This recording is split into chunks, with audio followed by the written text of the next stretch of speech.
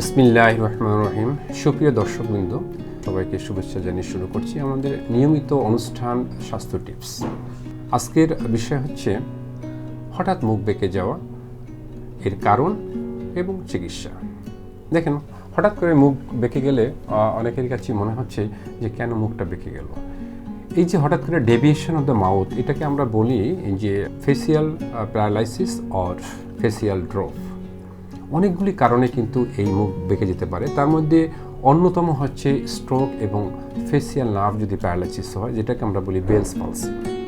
এছাড়াও অন্যান্য অনেক কারণে কিন্তু মুখ বেঁকে যেতে পারে, যেমন টিউমার হতে পারে, তারপর হতে পারে যে কোনো কারণে ইনফেকশনীয় ডিজিজ যেমন লাইমস ডিজিজ, তারপরে হতে পারে কোনো ট্রমাটিক কেসে কিন্তু অনেক সময় দেখা যাচ্ছে যে ফেসিয়াল নার্ভকে যদি ড্যামেজ করে ফেলে তাহলে সেক্ষেত্রে কিন্তু অনেক সময় মুখ বেঁকে যায়। স্ট্রোকের কারণে হতে পারে যে স্ট্রোকের যে blood circulation of the brain এটা যদি ইন্টারাপ্টেড হয়, সেই কারণে কিন্তু অনেক সময় মুখ বেঁকে যায়। তাহলে যে কারণগুলি সেটা যদি আমরা বলি, তাহলে আমরা এক নম্বরে বলতে পারি যে বেলস পালসি। এটার কারণ হচ্ছে যে আমাদের যে ফেসিয়াল নার্ভ ক্যানিন অফ 7 এটা যদি ড্যামেজ হয় কোনো কারণে, সেটার কারণ হতে পারে। 2 নম্বর হচ্ছে আমাদের স্ট্রোকের কারণে, যেটা একটু আগে বলা হলো যে ব্রেনের যদি ব্লাড সার্কুলেশন সেটা হ্যাম্পার ঘটে কোনো কারণে, সেখানেও কিন্তু অনেক সময় মুখ বেঁকে যেতে পারে। ট্রমার কারণ হতে পারে, ট্রমার কারণে যদি ব্রেন অথবা ফেসিয়াল নার্ভ ড্যামেজ হয় সেখানে হতে পারে। টিউমারের কারণ হতে পারে, যেমন ব্রেন টিউমার অথবা প্যারানয়েড যেটা বলি সেলিপা গ্ল্যান্ড, এটা যদি কোনো কারণে অনেক সময় যদি ফেসিয়াল নার্ভকে কম্প্রেস করে, তাহলে সেই কারণে কিন্তু অনেক সময় এটা হতে পারে।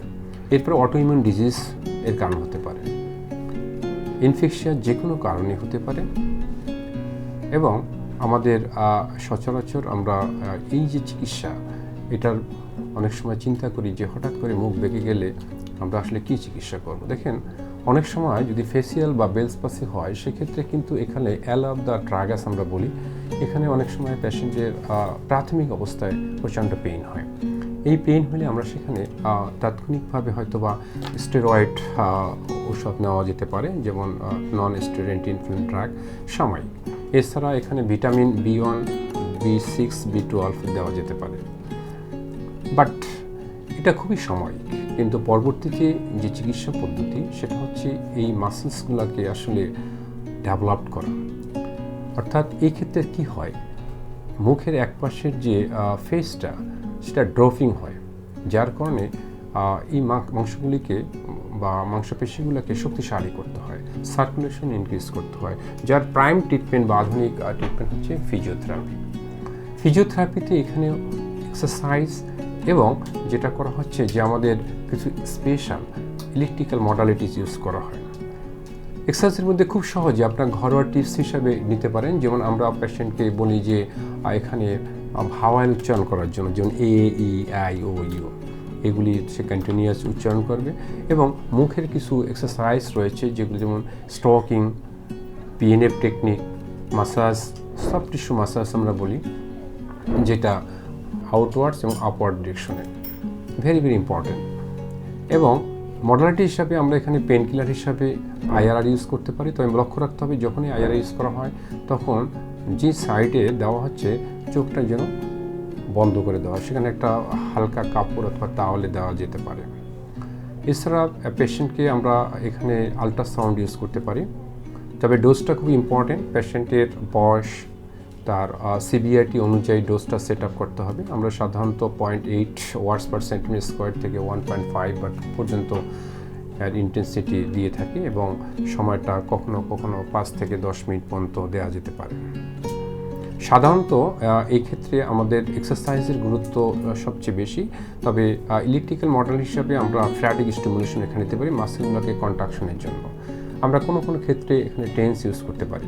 তো this are the electrical modalities, but আমাদের এক্সারসাইজগুলি হচ্ছে ভেরি ভেরি ইম্পর্টেন্ট। এখানে এক্সারসাইজের ক্ষেত্রে আমরা যে গুরুত্বটা সেটা আমাদের সবসময় আমরা অ্যাডভাইস করে থাকি যে অবশ্যই এরকম যখন বেলস পালসি বা যে কোনো কারণে স্ট্রোক বা অনেক সময় মেডিকেশনের কারণে কিন্তু অনেক সময় সাইড এফেক্টের কারণ হতে পারে, তো সেটা একটা লক্ষণীয়।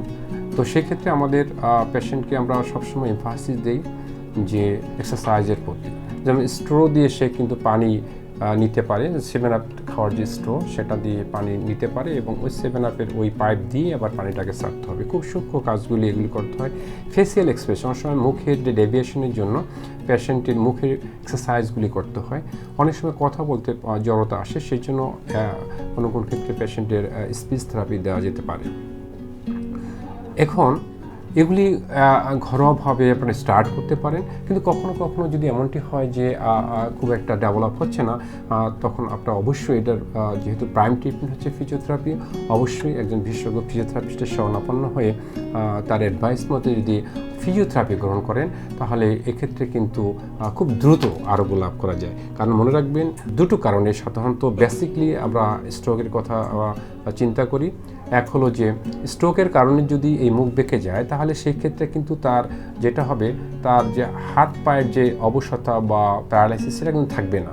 বাট ইনফ্যাক্ট যদি তার ক্র্যানিয়াল নার্ভ 7-এর জন্য ফেসিয়াল নার্ভ ড্যামেজের জন্য হয়, শুধু মুখটাই বাঁকবে, হাত পা অন্য সব কিছু ঠিক থাকবে। অনেকে অনেক সময় মুখ বেঁকে গেলে মনে হয় ভয় পেয়ে যায় যে হয়তো কোনো প্যারালাইসিস বা কিছু হয়ে গেল কিনা। আসলে না, এটা স্পেসিফিক লোকাল এরিয়াতেই হচ্ছে। যদি তার পিওর যে ফেসিয়াল নার্ভের জন্য হয়ে থাকে, তাহলে সেক্ষেত্রে শুধু মুখটাই একদিকে বেঁকে যাবে বা ডেভিয়েশন হয়ে যাবে। সো ভয়ের কিছু নেই। এই ধরনের কোনো সমস্যা হলে ঘরোয়া টিপস তো আমি বললামই, পাশাপাশি যদি দেখেন যে ডেভেলপটা খুব বেশি ভালো হচ্ছে না, সেক্ষেত্রে অবশ্যই একজন বিশেষজ্ঞ ফিজিওথেরাপিস্টের শরণাপন্ন হয়ে ফিজিওথেরাপি গ্রহণ করুন। কারণ সবসময় বলে থাকি, এই যে মুখ ডেভিয়েশন বা যদি ফেসিয়াল পালসি হয়, তাই এই ক্ষেত্রে কিন্তু খুব দ্রুত যদি আপনি একজন বিশেষজ্ঞ ফিজিওথেরাপিস্ট শরণাপন্ন হন, সেক্ষেত্রে 2 থেকে 3 সপ্তাহের মধ্যে সম্পূর্ণরূপে পেশেন্ট কিন্তু ভালো হয়ে যায়। তাহলে আজকে এই পর্যন্তই। সবাই ভালো থাকবেন, সুস্থ থাকবেন। আল্লাহ হাফেজ। এসপি হাসপাতাল, আন্তর্জাতিক মানের পূর্ণাঙ্গ ব্যথা নিরাময় হাসপাতাল।